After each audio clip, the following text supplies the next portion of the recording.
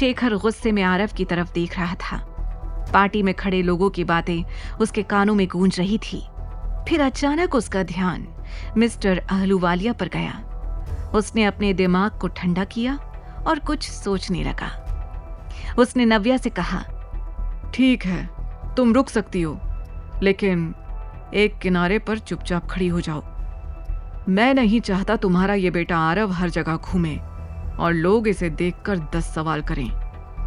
क्या नव्या मान लेगी शेखर की बात? क्या चल रहा था शेखर के दिमाग में? क्या नया मोड़ लाएगी ये पार्टी नव्या की जिंदगी में? ये सब जो अभी हुआ था वो नव्या के ख्यालों की गुत्थी थी। उसे अच्छे से याद था कि किस तरह उसके पिता ने उसके साथ एंगेजमेंट पार्टी में ज्यादती करी थी, किस तरह उन्होंने आरव के खिलाफ बुरे शब्दों का प्रयोग किया था, और आज वही आरव को किसी होटल में छुपाए हुए थे। आरव का नाम सुनते ही ऋषि के तन बदन में मानो आग सी लग जाती थी। उसे एक ही झटके में नव्या का दिया धोखा याद आ जाता था। I just hate that kid, Rishi ने दांत पीसते हुए चिढ़कर कहा। पर इस वक्त वो हमारी फैमिली के लिए इम्पोर्टेंट है, इसीलिए न चाहते हुए भी मुझे उसका ध्यान रखना पड़ेगा। डैड का ऑर्डर है। डोंट टेक स्ट्रेस, मैं भी तुम्हारे साथ चलता हूँ, कुछ सोचकर ऋषि ने कहा। सच, तुम चलोगे मेरे साथ? That would be a huge help, Kanika ने कहा और ऋषि को हक कर लिया। इसके बाद दोनों होटल जाने के लिए घर से बाहर निकलने लगे।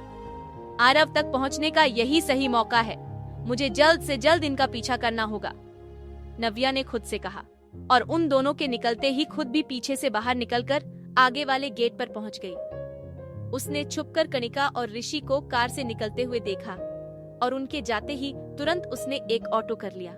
कुछ देर बाद उसने देखा ऋषि की कार होटल गैलेक्सी के सामने रुकी। कुछ दूरी पर ही नव्या ने ओमेटो रुकवा दी और वहीं पर उतर गई। वो किसी भी तरह का रिस्क नहीं लेना चाहती थी। आखिरकार बात आरव की थी। उसने उतर के देखा तो सामने एक आलीशान होटल था। नव्या ने उनके पीछे जाने की कोशिश की। वहाँ के स्टाफ मेंबर ने उसे रोक लिया। Excuse me ma'am, can I see your membership card? Staff member ने पूछा। सॉरी, मेरे पास कोई कार्ड नहीं है। उसकी नजर अभी भी ऋषि और कनिका पर थी। Then I am sorry ma'am, हम बिना मेंबरशिप कार्ड के आपको अंदर जाने नहीं दे सकते हैं, स्टाफ मेंबर ने फॉर्मल तरह से कहा। इसी होटल के 5वें फ्लोर पर एक प्रेसिडेंशियल स्वीट था जहां सिर्फ अमीर आकर ठहरते थे। आज इस कमरे में अविनाश अपने डैड रतन आहूजा और मॉम शिरीन आहूजा के साथ डिनर करने के लिए आया था। शिरीन और रतन कुछ समय से बिजनेस के सिलसिले में लंदन थे। कल ही वो लंदन से वापस चंडीगढ़ आए थे, इसलिए वो सबसे पहले अपने बेटे अविनाश के साथ क्वालिटी टाइम स्पेंड करना चाहते थे। तुम्हें हमारे साथ लंदन आना चाहिए था, इट वॉज ग्रेट, शिरीन ने कहा। दिखने में स्मार्ट, एलिगेंट और क्लासी शिरीन हमेशा से वर्किंग थी। लाइफ में सब कुछ हासिल किया था, लेकिन अब उनकी बस एक ही चिंता थी, अविनाश की शादी। आई नो मॉम, लंदन जाकर भी आप मेरा पीछा नहीं छोड़ देने वाली थी। मुझे पता है वहाँ भी किसी न किसी लड़की से मिलवाने का प्लान था आपका, अविनाश ने सैलेड खाते हुए कहा। हाँ तो माँ हूँ तुम्हारी, फिक्र होती है मुझे तुम्हारी। रतन, तुम ही बोलो, मैं क्या कुछ गलत कह रही हूँ? शिरीन ने परेशान होकर कहा। शिरीन, डोंट फोर्स हिम, रतन ने प्यार से कहा। यही वजह है कि ये अब मेरी बात नहीं सुनता। अपने डैड का सपोर्ट जो मिलता है उसे। मॉम प्लीज, अविनाश ने कहा। अभी माना कि पिछले सालों में तुम काफी बिजी थे, इस कंपनी को कहां से कहां पहुंचाया है तुमने, दिन रात मेहनत की तुमने। इस दौरान तुम्हें अपनी लाइफ के बारे में सोचने का टाइम ही नहीं मिला होगा। आई अंडरस्टैंड दैट, लेकिन अब तो सब कुछ स्टेबल है। तुम कंट्री के टॉप बिजनेसमैन में से एक हो, तुम्हारी एक अलग पहचान है। अब तुम्हें आगे के बारे में सोचना चाहिए, शिरीन ने अविनाश को समझाते हुए कहा। एक माँ होने के नाते शिरीन के भी वही अरमान थे जो हर माँ के होते हैं। शिरीन सही कह रही है, company is doing well now. अब तुम्हें अपनी शादी के बारे में सोचना चाहिए। मुझे तो समझ नहीं आता कि अभी तक तुम्हारी कोई गर्लफ्रेंड कैसे नहीं बनी। ये सुनकर अविनाश ने इरिटेट होकर कहा। डैड, मैं शादी करने से मना नहीं कर रहा हूँ, लेकिन मैं ये सिर्फ करने के लिए नहीं करना चाहता। There has to be emotions.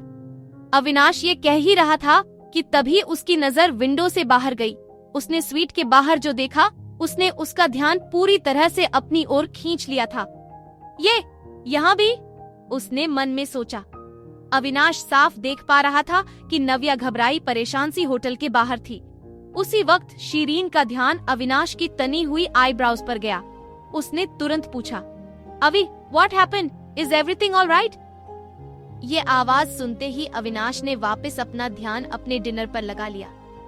Nothing much कहकर वो ऐसे प्रिटेंड करने लगा जैसे उसने नव्या को देखा ही नहीं। उसने अपनी नजर नव्या से जरूर हटा ली थी, लेकिन उसके मन और दिमाग में अभी भी वही घूम रही थी। ये यहाँ क्या कर रही है? मेरा पीछा? पर क्यों? चाहती क्या है ये? वो डिनर के वक्त मन ही मन सोच रहा था। यहाँ होटल के बाहर नव्या ने भी विंडो के अंदर अविनाश का चेहरा देख लिया था, लेकिन उसने भी अविनाश से अपना ध्यान तुरंत हटा लिया। तो वो बस यही सोच रही थी कि आरव को इस होटल से बाहर कैसे निकाले, और उससे भी पहले वो खुद इस होटल के अंदर कैसे जाए। तभी उसका ध्यान सामने लगे हुए बोर्ड पर गया, जिस पर लिखा हुआ था, we are hiring waiter and waitresses. ये पढ़कर नव्या ने सोच लिया कि उसको क्या करना है। वो तुरंत तेजी से अंदर गई और अंदर जाकर उसने होटल स्टाफ से कहा, मेरे पास यहाँ का मेंबरशिप कार्ड नहीं है, क्योंकि मैं यहाँ वेट्रेस की जॉब के लिए अप्लाई करने के लिए आई हूँ। नव्या ने एक्साइटमेंट से कहा। ये सुनकर रिसेप्शनिस्ट हैरान रह गई।